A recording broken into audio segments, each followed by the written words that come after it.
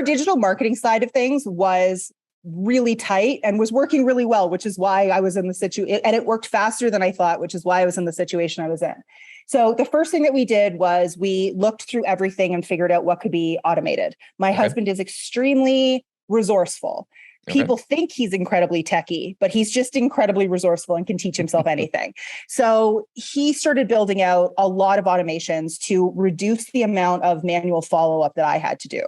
Right. So I've always been kind of a student of human psychology, which is why our marketing had performed so well, because I actually understood how to take someone from stranger to client. Got it. Now, once all of that got automated, it compounded on its own. So then the next thing that I needed was administrative help. And at the time, I actually, if I was doing it again today, I probably would have done it a little differently. The administrative help, I probably would have, I would have started overseas, but at the time I wasn't even really, I don't even know if I was even really aware of like the possibility of using virtual assistants at the time. But so it was agents and administration and marketing. And my husband was the marketing support. That's really what we ended up with. I never built a huge team. I really love the small, lean, highly productive team. I say to people even now, I would rather it, like, let's say if we have 100 deals or 200 deals or 500, whatever that number is, I'm going to use 100 because I can't math quickly in other ways.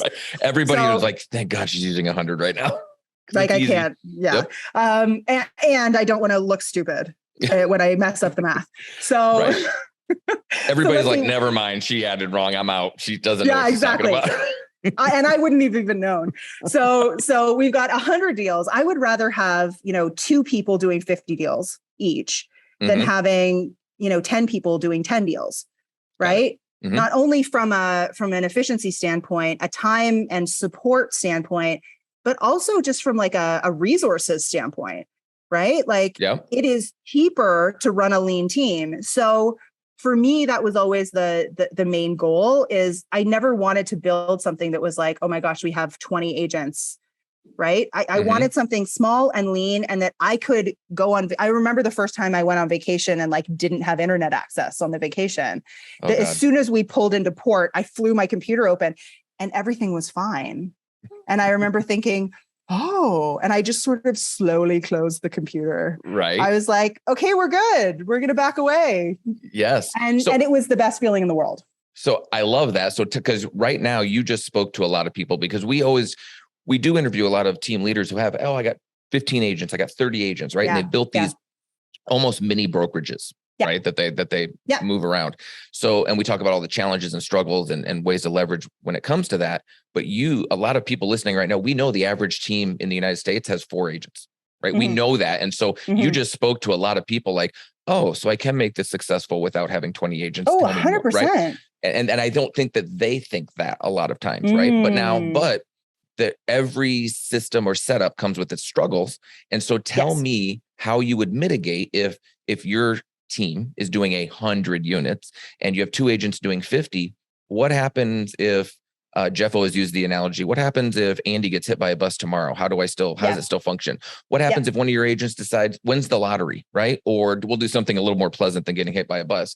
But winning the lottery sounds better. There we go. Well, yeah. What was it? The last one was just $1 billion or something. So say they win the Powerball or whatever it is, and they're not coming back to work. They are not. You're not even going to hear from them, right? There's all of a sudden they're just gone, right? They show up next to you in the Bahamas, which we're going to get to in a minute, but.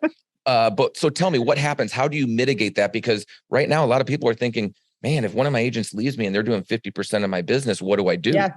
So how do you help mitigate Here's those the thing. When you have a team that's that strong, you will always have people who want to join the team and who are waiting for you to have space. And then if you have really great onboarding, training, standard operating procedures, really great systems, you can onboard someone and get them up to speed in a week or 2.